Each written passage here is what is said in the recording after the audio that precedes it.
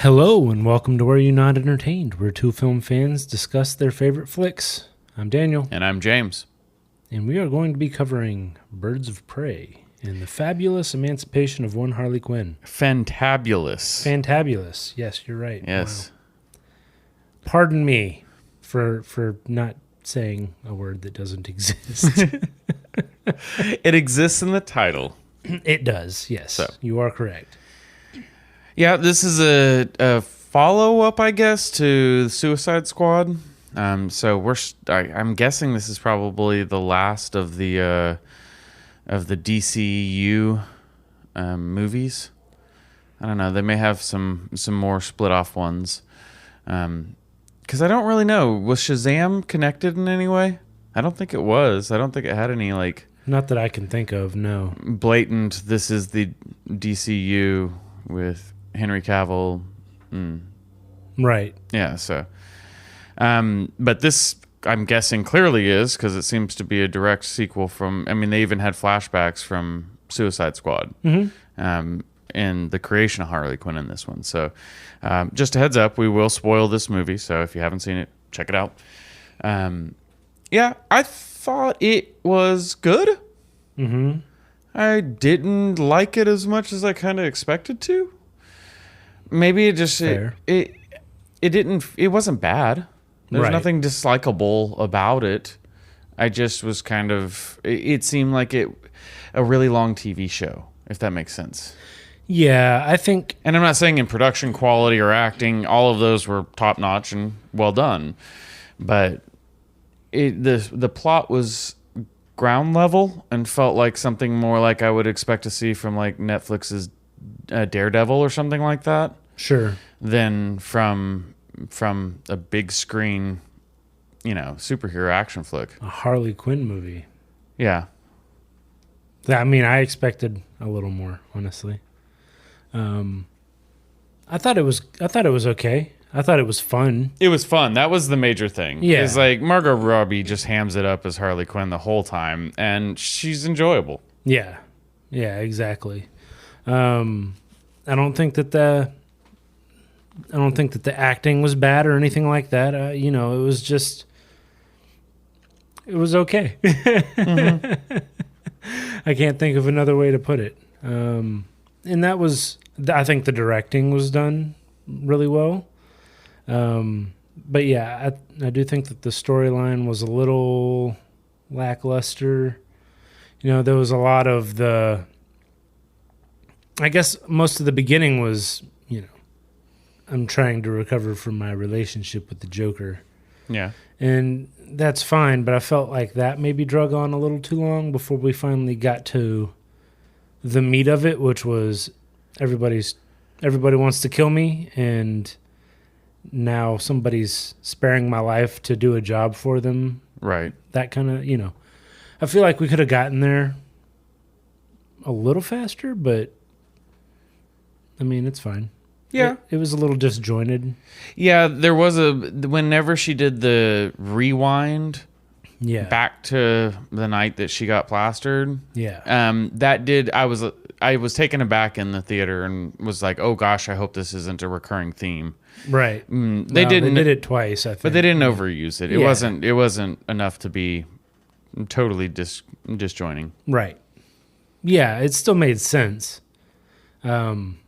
It's just a little, it was, like I said, a little disjointed. It was a little weird. Yeah. When you're like going along in the plot and you're like, okay, so who is this person? Well, let me explain. And there's like a record scratch. And, yeah. Aha. We're going to do that. Yeah. It seemed like it was kind of Deadpool-y in that way. Yeah. A lot of breaking the fourth wall. Yeah. There were a couple like direct looks at the camera and things like that. Yeah. As well. I don't think it was done nearly as well as Deadpool.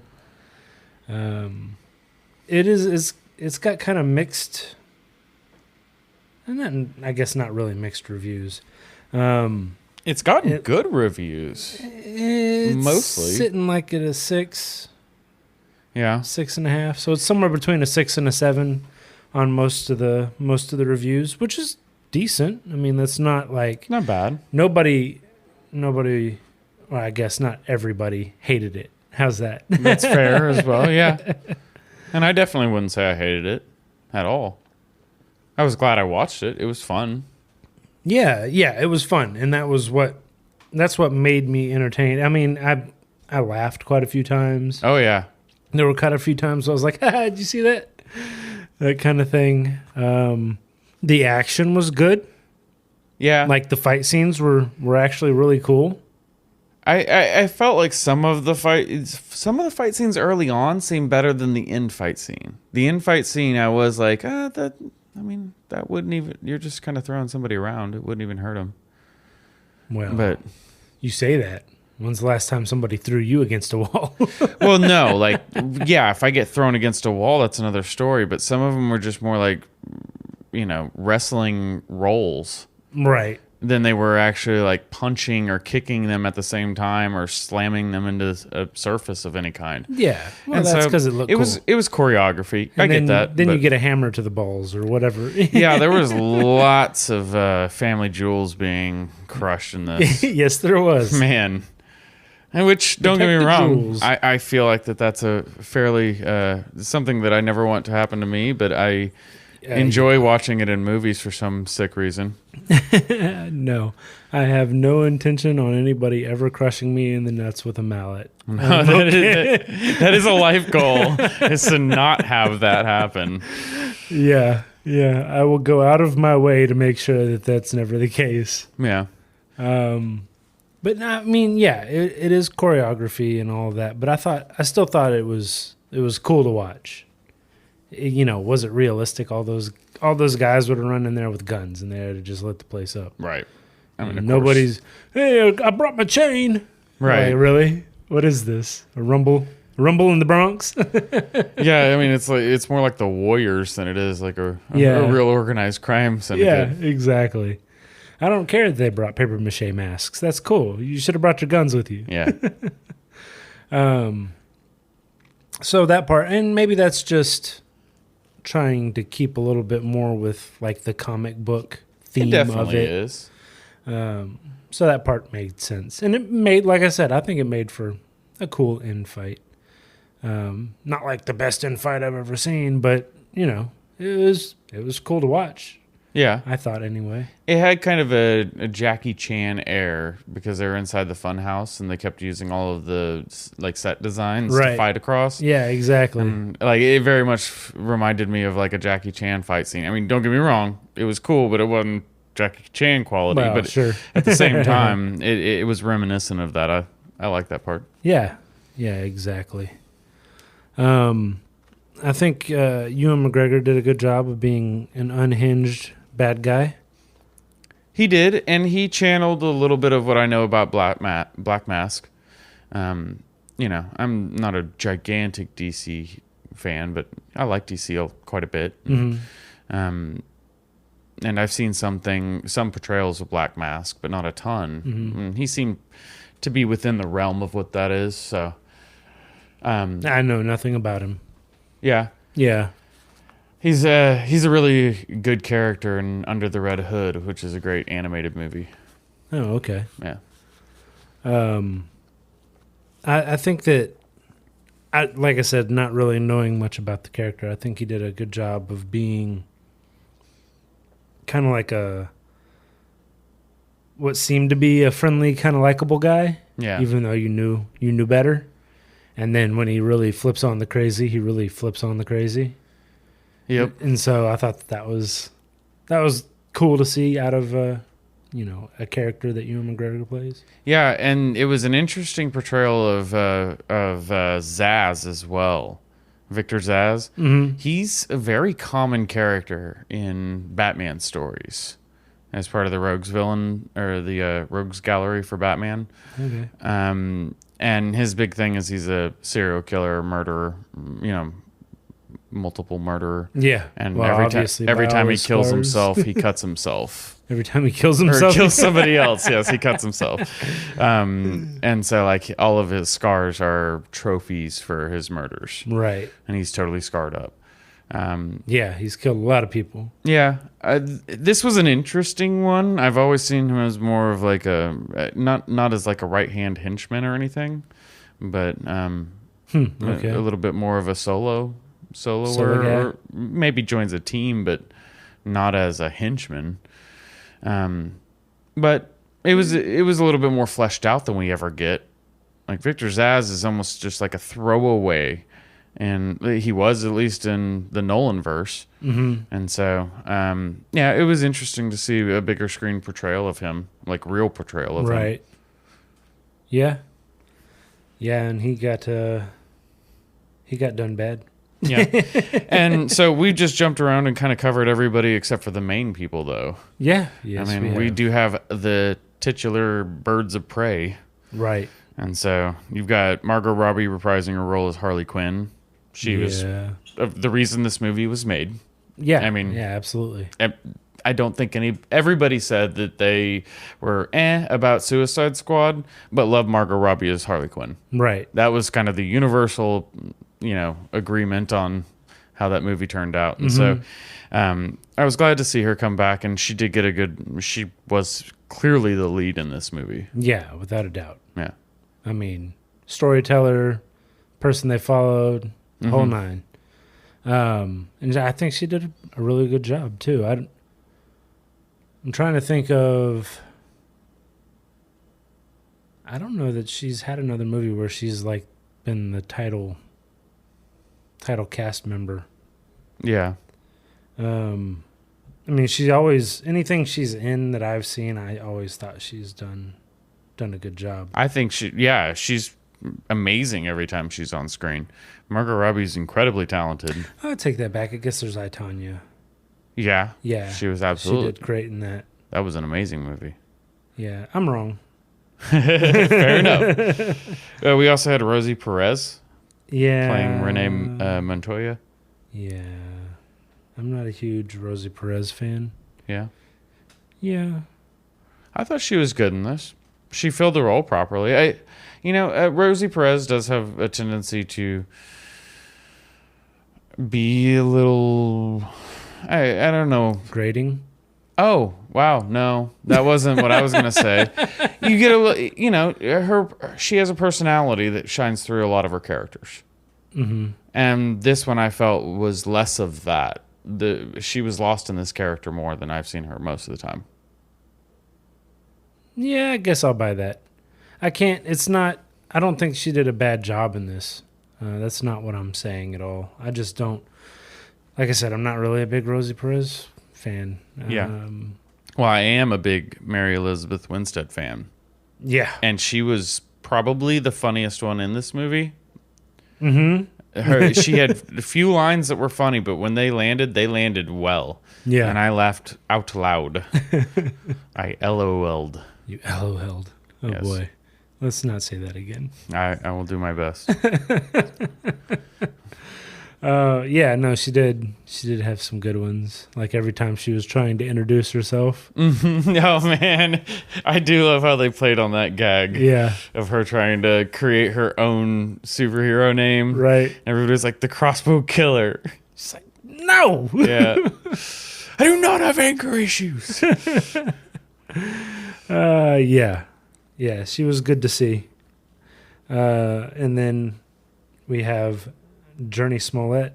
Yeah, it's Black Canary. Yeah. Who actually has superpowers. Oh, yes. Yeah. Yeah, Black Canary always has had superpowers. They allude to it.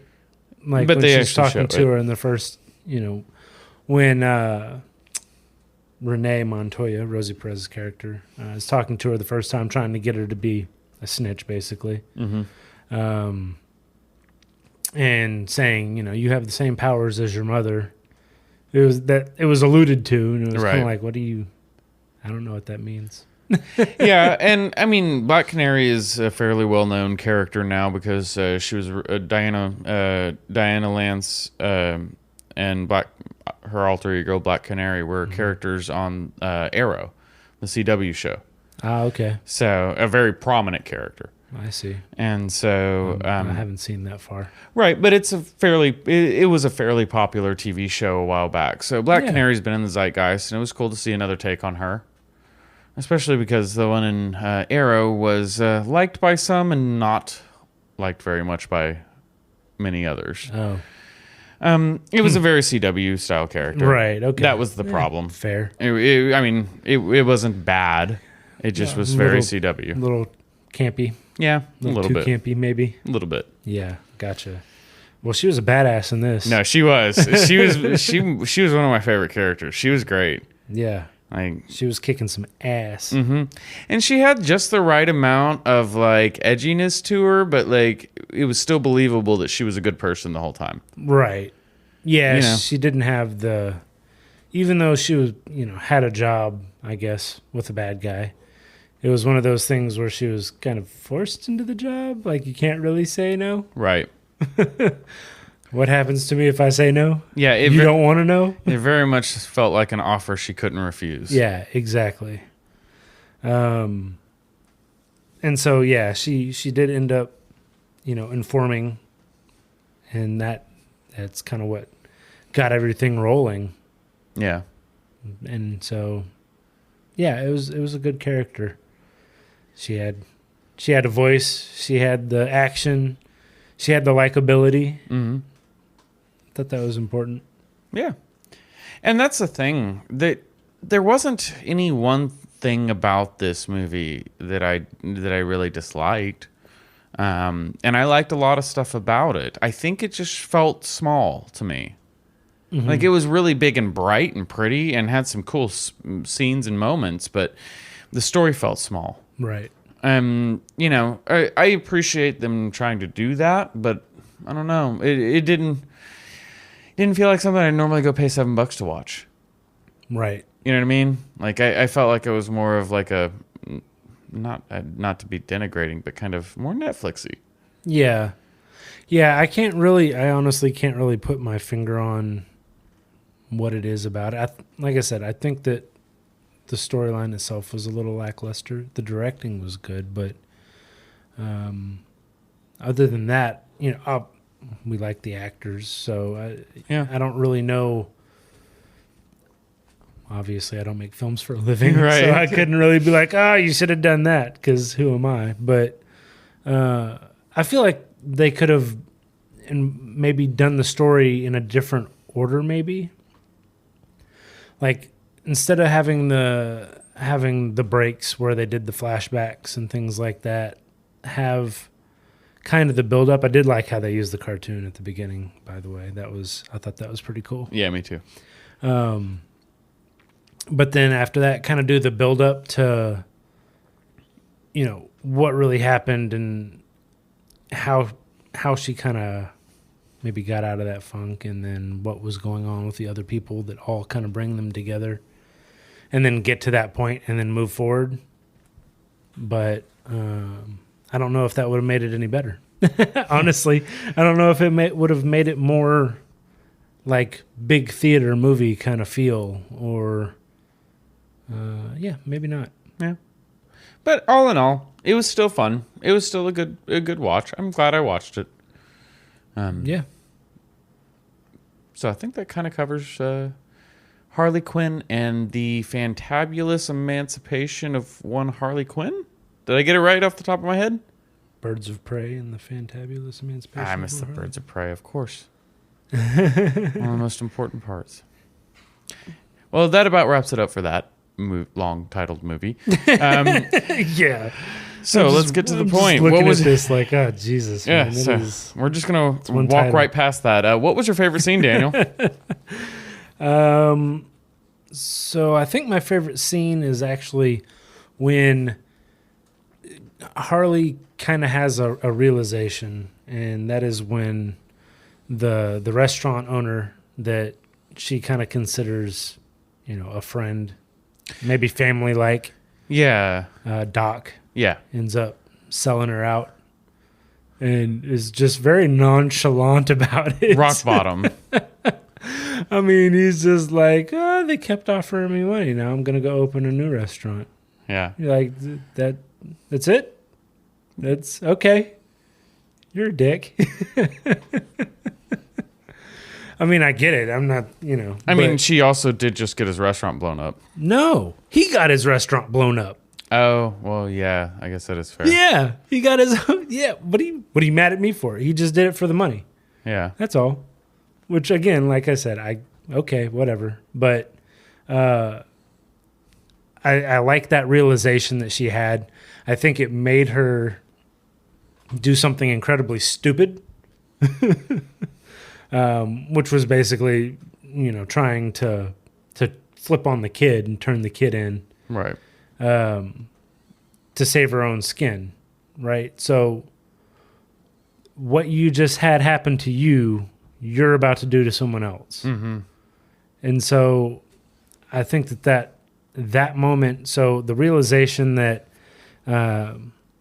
even your best friend can betray you, your best friend, but for her, a friend, can betray you, and then you turn around and do the same thing and have that realization of, what am I really doing?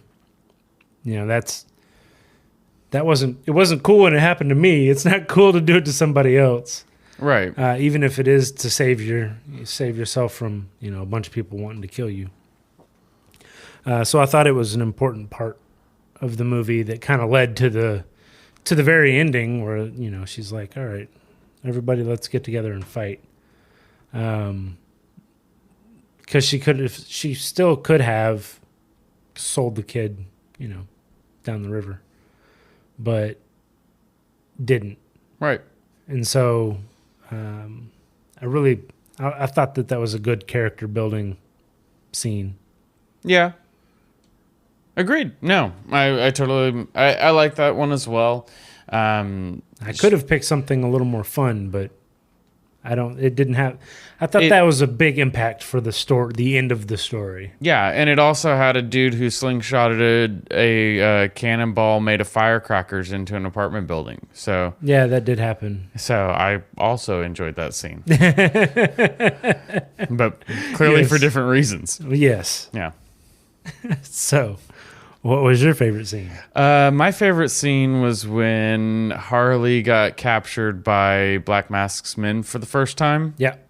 And she's in the theater on stage, like single light above her, with men with guns all around her tied to a chair. Mm-hmm. And she just talks so much trash to Black Mask's face and tells him exactly what he's about to do, because she's a bad guy too, and she knows how the bad guy game works. I get how this goes. Right. It was such an epitome of the two characters, your anti-hero and your almost foolish villain. Right. and it was just a great scene, and it kind of summed up the movie for me, and it was very funny, a little menacing as well. Mm-hmm. And it was Margot Robbie doing her thing and just chewing the scene up. Right. Yeah, that is very true. She did do a very good job. The dialogue there back and forth was really good. It was really good. I do wish that Ewan McGregor's character had been in Mask more. Yeah, I could see that. Because really, you kind of had that one flashback that explained who he was, and then at the end, that was really it. Right, exactly. And so, like, if he's not going to wear the mask much, then just don't call him Black Mask. Right. Just make him some other character. Yeah. You don't need to ham fist a known character in if you're not going to utilize him as that known character. Yeah. No, very true. So, but yeah. I agree. All right. Well, then I think that covers everything. If you like what you heard, please like and subscribe, and join us next time on Were You Not Entertained?